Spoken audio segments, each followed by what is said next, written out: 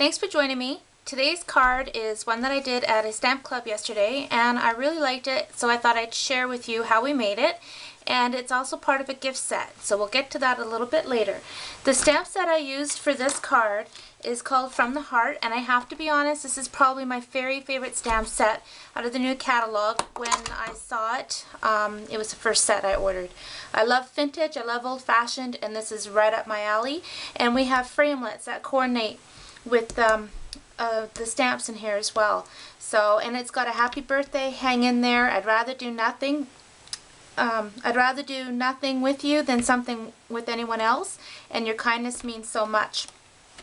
So it's got thank you, and this too shall pass, friendship, and the stamp we're going to use today says the secret of life is enjoying the passing of time, which is true.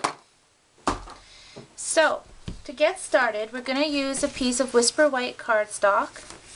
I'm going to get my bone folder, get a good crease in that. We're going to use a piece of Designer Series paper. I believe, actually I forget which one this is from. I'll put all the supplies on my blog post. We're going to use these StazOn. Now, because I want this to be exactly in the middle of my paper, I'm going to use my Stamp-A-Majig. So if you don't know how to use the Stamp-A-Majig, today's your lucky day because I'm going to show you how. So when you purchase a Stamp-A-Majig, you're going to get this plastic piece and a handle. Yours will be black. Mine's very well used and loved and old. So you can't get them purple anymore. So you just line your plastic up in the center corner here, put your stamp down, push down, lift off. Then you're going to re-ink your stamp. Put the lid on. StazOn ink dries pretty quickly, so you want to make sure that lid goes on. We're going to take a Designer Series paper. I'm going to center my image so it's exactly center on the paper. Position my handle, move the plastic, put the stamp in the corner of the handle and push down. And that's perfect. We're going to put that aside, and then I'm going to take a scrap piece of Whisper White paper. I just want the middle bit, just the enjoying. So I'm going to ink that up. I'm going to stamp that down, just like that. And then I'm going to take my scissors and I'm just going to cut out that middle piece. And if you haven't tried our paper snips, you really need to. If you think there's no difference in the scissors, there is. These are excellent. I like the little pointy tips and make it really easy to get into the tiny little areas, and these are super sharp. So they actually come with a little guard. So when you're done with them, you just put them in and you're good to go. Okay, so we're going to bring this back. We're going to take our Snell adhesive.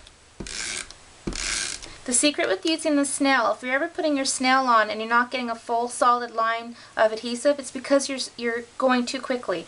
Just put your finger on those ripples, put it down and push nice and firm, and take your time and go right across. And you shouldn't have any troubles. So you're going to put that on your Whisper White cardstock. And then I'm going to take my paper snips again, and I'm just cutting my dimensionals in half.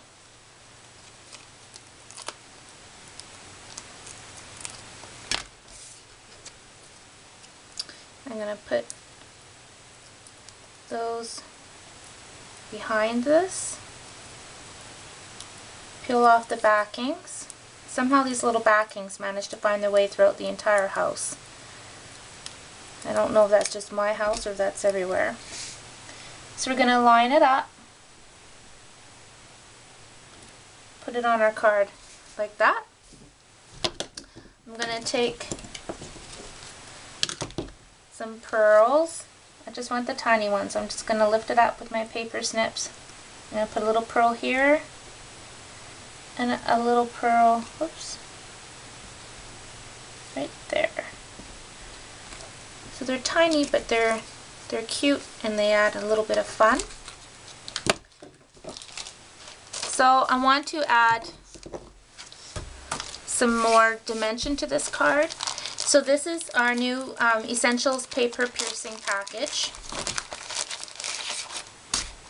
So we've got our paper piercing mats there, and the foam bit. Now these are all sold separately. There's this piece, these 3 sheets, and the new paper piercing tool. So these 3 items are sold separately. So I'm going to open up my card. I'm going to take out my paper piercer. And these line up with our new framelits. This is the Apothecary Accents framelits. These line up with our punches. These line up with our edgelets. So Stampin' Up! Thinks of everything. Everything coordinates. So I'm going to go ahead and position this on my paper.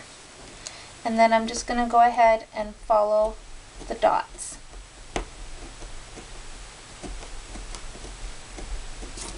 I actually find this really relaxing. And the paper piercing that I'm doing seems to be really popular. If you look on the internet or in card making magazines, the trend really is this paper piercing, and it looks really, really great. Okay, and I also want to do that up at the top. So I'm going to turn it around. And I'm actually lining up the bottom dots with the line of my Designer Series paper.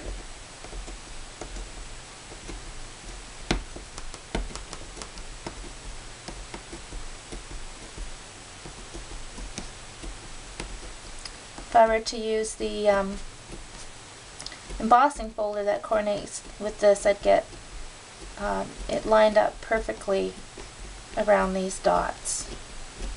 And again, I'll have all the list of supplies on my blog posting for today. Oops. So can you see that? Really pretty. So the last bit that I'm going to do is I'm going to take my ribbon and I want to make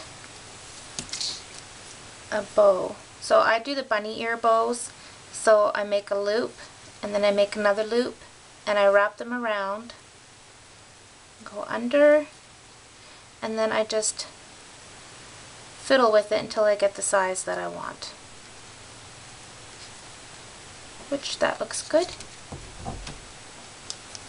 Take my fabric scissors, trim that, and then I'm just going to put a little bit of snail